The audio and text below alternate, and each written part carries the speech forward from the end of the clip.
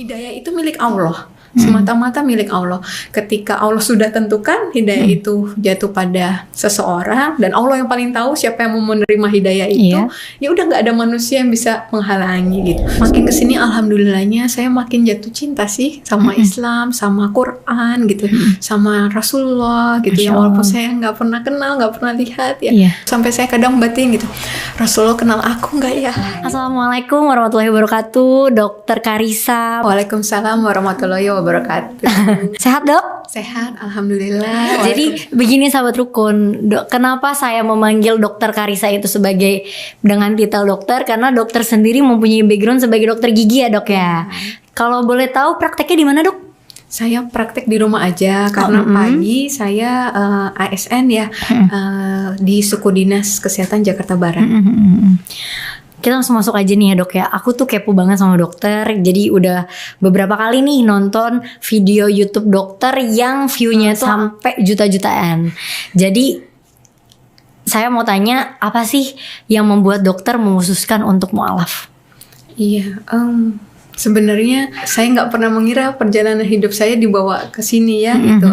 Saya juga nggak ngira gitu ketika banyak orang yang mu'alaf sebelum menikah, tapi saya justru mendapat hidayahnya setelah menikah dan memiliki 3 orang anak. Nah itu sebenarnya nggak pernah ada di pikiran saya gitu ya. Tapi ya masya Allah, Allah masih beri kesempatan saya untuk kembali lagi ya pada fitrah sebagai seorang muslim gitu. Jadi awalnya itu kalau ingat teman-teman mungkin Maret 2020 kan lagi awal pandemi tuh. Iya betul. Nah itu lagi digerakkan lah sampai sekarang lah ya, kita suruh pakai masker, kemudian rajin cuci tangan, terus nggak boleh jabat tangan dulu ya. Nah itu saya melihat itu kok seperti wanita muslimah ya, yang pakai niqab gitu kan, terus nggak mau salaman sama bukan mahram gitu, terus menjaga wudhu gitu kan. Nah di situ saya seperti Allah gerakan untuk mencari apakah manfaat wudhu, apakah manfaat gerakan sholat, tapi semua dari sisi medis, dari sisi kesehatan, belum masuk ke dalam hikmah ajaran Islam sama sekali. Kemudian saya browsing lagi yang sunnah-sunnah, adab-adab lainnya yang saya tahu aja saat itu ya gitu. Dan masya Allah itu nggak hanya sesuai gitu dengan ajaran Rasulullah, tapi juga ternyata banyak sekali manfaat, kebaikan, keutamaannya dari sisi medis, karena latar belakang saya dari medis itu sendiri gitu. Itu yang akhirnya membawa saya untuk lebih tertarik lagi mendalami Islam gitu sih. Tapi setelah itu memang dokter sudah memutuskan mu'alaf atau sebelum pandemi? Itu jadi itu mulai pandemi Maret awal Maret tahun lalu. Betul. Kemudian saya mulai browsing itu, mulai ada kegalauan, mulai ragu menjalankan ibadah yang sebelumnya kayak gitu. Akhirnya sampai saya memutuskan malah nggak beribadah sama sekali. Even cuman doa makan, doa mau tidur itu nggak saya lakukan, mau keluar rumah nggak saya lakukan. Sampai ya itu ketika kita orang yang biasa beribadah nggak ibadah kan rasanya kayak hilang pegangan ya, hilang kayak hampa gitu ya. Betul, takut, nggak pede, takut di jalan kecelakaan, takut kerja salah, gagal seperti itu. Nah dari situ saya 2 minggu waktu itu pergulatan batinnya yang sampai akhirnya saya nggak bisa bendung ini gitu. Saya harus memutuskan untuk memilih salah satu, karena memang kan kita diciptakan untuk beribadah ya. Ketika kita nggak beribadah ya sudah, kita seperti ada yang hilang, ada yang kosong gitu. Sampai akhirnya tadi saya memutuskan untuk mencari lebih jauh lagi tentang Islam ke Mu'alaf Center gitu. Oh, Mu'alaf Center. Dan setelah dokter memutuskan untuk menjadi mu'alaf, itu pastikan dokter saat itu sudah memiliki suami dan 3 orang anak tentunya. Bagaimana respon mereka? Ya pastinya manusiawi ya, kalau mereka shock, kaget lah mungkin ya gitu, dan tidak menerima pasti awalnya gitu ya. Apalagi dengan mereka yang mengetahui saya bagaimana seperti itu, banyak sih kenapa, penyebabnya tuh apa, pasti mereka mengira apakah mungkin ada orang lain kah, atau ada motivasi lain, ataukah kekecewaan atau apa, segala macam prasangka itu ditujukan gitu. Tapi insya Allah ya ini Allah Allah Maha mengetahui lah yang menjadi saksi itu. Jangankan orang lain yang menguji gitu ya, apakah motivasi saya ini untuk akhirnya meluk Islam, saya sendiri pun mungkin yang lebih menguji itu justru diri saya sendiri gitu. Karena saya tahu tantangan di depan pasti berat, pengorbanannya juga besar gitu. Saya nggak mau saya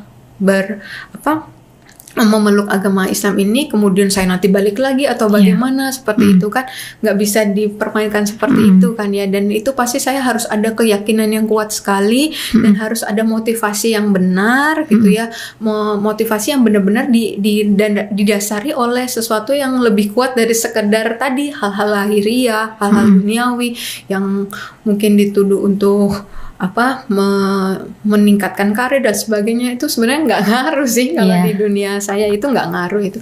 Dan maksudnya ya itulah, tapi saya nggak pusing dengan yang di luar itu sih. Tapi ya Allah yang jadi saksi ya. Ya saya sendiri pun ya Allah, ini benar apakah karena ini murni karena saya menemukan Engkau gitu ya, menemukan kebenaran ini, seperti itu. Berarti sampai hari ini alhamdulillahnya berarti keluarga sudah mensupport dokter ya. Alhamdulillahnya. Iya. Jadi saling menghargai ya dok ya. Betul. Saya bisa beribadah dengan lebih lapang, itu sudah alhamdulillah banget gitu. Kalau sebelumnya harus mencari blind spot ya, mungkin saya pernah cerita itu nyari-nyari curi-curi lah gitu ya untuk bisa sekedar sholat gitu. Tapi alhamdulillah gitu, tadinya saya juga masih menghargai, saya kunci pintu supaya nggak terlalu terlihat gitu. Tapi sampai saya nggak kunci terus mereka lihat pun mereka hargai gitu. Kalau anak-anak misalnya lagi setel agak keras suaranya, itu dulu matiin dulu atau pelanin dulu, itu mami mau sholat kayak gitu. Itu saya udah Masya Allah banget ya. Iya gitu. Kemarin Ramadan sahur menu buka itu disiapin orang tua, itu kan alhamdulillah ya. Maksudnya saya padahal nggak pusing juga dengan makanan itu gitu kan, yang ada aja dimakan. Tapi Masya Allah ternyata sudah disiapkan seperti itu bentuk bentuk dukungan yang luar biasa sih buat saya. Mungkin ini pertanyaan saya agak sensitif ya dok ya, boleh dijawab dan boleh tidak. Dokter memiliki 3 orang anak dan saat ini agamanya berbeda dengan dokter. Kalau nanti 3 anak ini tidak berpindah atau tidak ikut dengan dokter, itu bagaimana? Iya. Yang saya yakini itu hadisnya juga ada bilang ya, kalau setiap bayi yang lahir itu dalam keadaan fitrah sebagai seorang Islam. Betul. Walaupun hukum negara ini menyatakan anak-anak itu lahir sesuai dengan agama orang tuanya saat dilahirkan.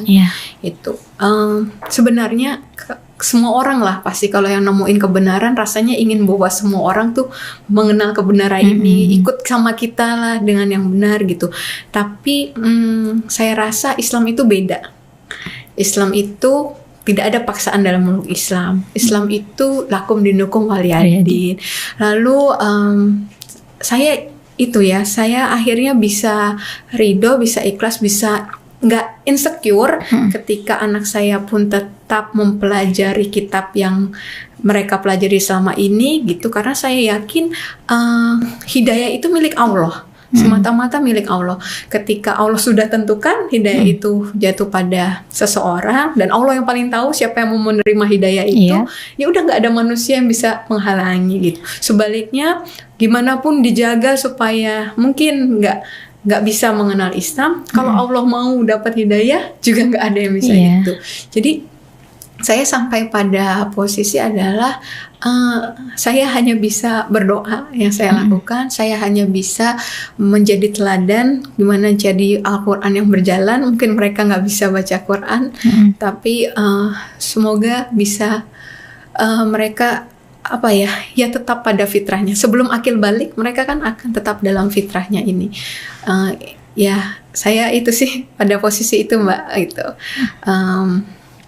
Saya yakin gitu ya, Allah yang lebih tahu yang terbaik gitu. Saya cuma berdoa, wafatkan kami orang-orang yang aku kasihi dalam keadaan Islam gitu, supaya kami bisa berkumpul lagi di surga bersama orang-orang soleh lainnya. Itu aja doanya.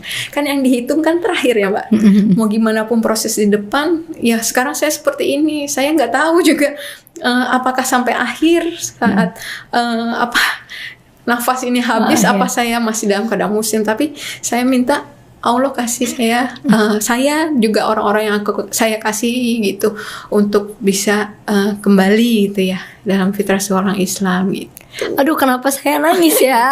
Saya juga udah terharu. Boleh minta tisu nggak? Kenapa jadi terharu ya kan? Aduh. Aduh, saya. Aduh. Tapi Dok, saya lap air mata dulu ya. Apa? Menyentuh sekali. Tapi Dok, selama dokter sudah menjadi mu'alaf dan dokter berserah diri sama Allah tentang nanti bagaimana keputusan anak-anak nanti, ada gak sih Dok dari 3 anak dokter itu yang bertanya, Mama, Bunda, Ibu, kenapa kok pindah agama gitu? Iya, itu ada maksudnya. Ya, anak saya yang 9 tahun itu kritis banget sih gitu. Sebelum dia nanya saya, dia udah browsing juga gitu. Dan apa namanya ya, saya jelaskan ya sesuai usianya juga, apa namanya, dan saya sama sekali nggak istilahnya mempengaruhi mereka untuk masuk Islam ya gitu. Nggak apa-apa mereka tetap pelajari itu, tapi ya apa namanya, saya serahkan semua sama Allah sih gitu. Mereka tanya gitu, saya jelaskan yang saya tahu, saya sampaikan ketika ada seseorang atau apa yang masih membutuhkan sesuatu gitu, sebagai masih bergantung pada sesuatu, itu nggak bisa disebut sebagai Allah gitu, nggak bisa disebut sebagai Halik, nggak bisa disebut God. Dia seringnya bahasa Inggris gitu.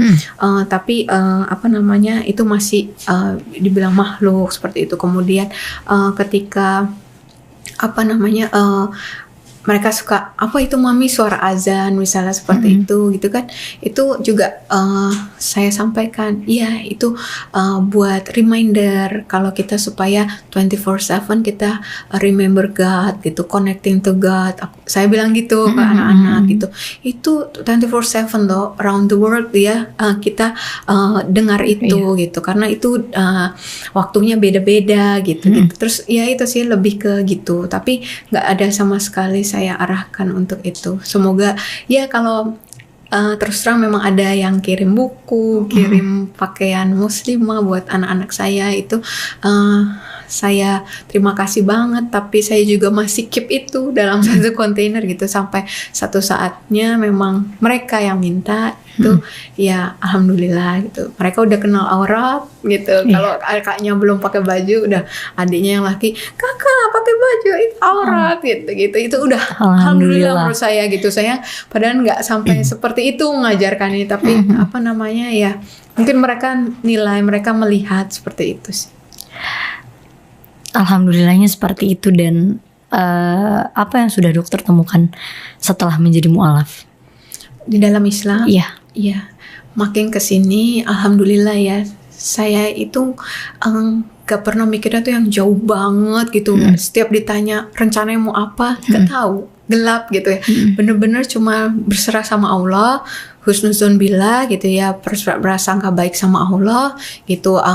Allah mau bawa kayak gimana ya, itu yang saya jalani seperti itu. Dan alhamdulillahnya gitu, saya cuman jalani aja setiap apa yang saya tahu saya lakukan, samina wa atona gitu ya. Jadi makin kesini alhamdulillahnya saya makin jatuh cinta sih sama Islam, sama Quran gitu, sama Rasulullah gitu ya. Walaupun saya nggak pernah kenal, nggak pernah lihat ya. Karena tuh saya suka nyetel ya, yang di TV tuh yang Ka'bah gitu ya itu. Terus dalam hati undang aku ya Allah gitu ya ke sana. Terus rasanya pengen, ini saya tuh gambarnya tuh kayak saya anak adopsi, baru ketemu udah gede gitu. Kayak gitu kan, kalau mungkin teman-teman di sini kan dari lahir sudah muslim gitu, sampai saya kadang batin gitu, Rasulullah kenal aku nggak ya gitu, sampai aku gitu, sampai aku pengen ke sana biarin kenalan sama Rasulullah gitu kan, apa namanya, kayak rasanya aku tuh anak adopsi gitu. Jadi apa namanya, pingin kesana tuh karena seperti itulah gitu. Nah makin kesini alhamdulillah gitu, tadinya saya pikir mungkin nggak ya di tengah jalan saya kayak ragu gitu dengan semua yang sudah saya korbankan di belakang gitu. Tapi Masya Allah gitu. Ya bisikan tetap suka ada, tapi saya jaga dengan zikir gitu. Kadang ada kamu yang merusak ini, kamu yang menghancurkan ini, kamu yang mengambil kebahagiaan dan sebagainya mungkin. Tapi ketika saya berzikir gitu, Masya Allah malah dikuatkannya. Enggak, malah ini kamu yang buka jalan untuk mungkin jalan untuk mereka semua juga dapat hidayah lagi kembali kepada ketauhidan pada Allah gitu ya. Terus ya seperti Quran surat Ali Imran 19 bilang sesungguhnya agama yang diridhoi di sisi Allah yang hanya Islam, innad dina indallahi Islam gitu ya. Kemudian Masya Allah Al-Maidah ayat 3 itu kan Allah bilang pada hari ini aku menyempurnakan agama untukmu gitu. Telah aku cukupkan nikmatku bagimu gitu, dan aku ridhoi agama ini, agama Islam ini jadi agamamu. Itu yang saya rasa udah, saya kayak mau apapun tantangan di depan ya insya Allah ya saya harus bisa tetap berkata bahwa raditu billahi robban wabil islami dina wabi muhammadin nabiyya rasulan gitu. Apapun yang terjadi gitu saya mau saya ridho Allah yang selalu ada sama saya gitu. Mau ujian-ujian di depan ya, saya pernah sharing juga ada ujian sebulan setelah saya syahadat, saya kena penipuan masker ratusan juta itu. Sampai saya kepikiran sih untuk kenapa jadi begini ya, saya nggak pernah bisnis malah ngamain ini gitu. Tapi Masya Allah beri kemudahan untuk lulus dari ujian itu gitu, dan nggak ada turning back ya untuk turning back untuk saya gimana gitu. Saya menetapkan hati untuk tetap di jalan Allah, mengharap ridha Allah gitu. Dan alhamdulillahnya itu masih bisa di sini gitu ya. Masya Allah banget ya Allah. Ini saya langsung tersentak hati saya untuk ternyata saya yang sudah Islam dari lahir pun ilmu agamanya belum setinggi Dokter Karissa. Gak tinggi juga. Masya Allah.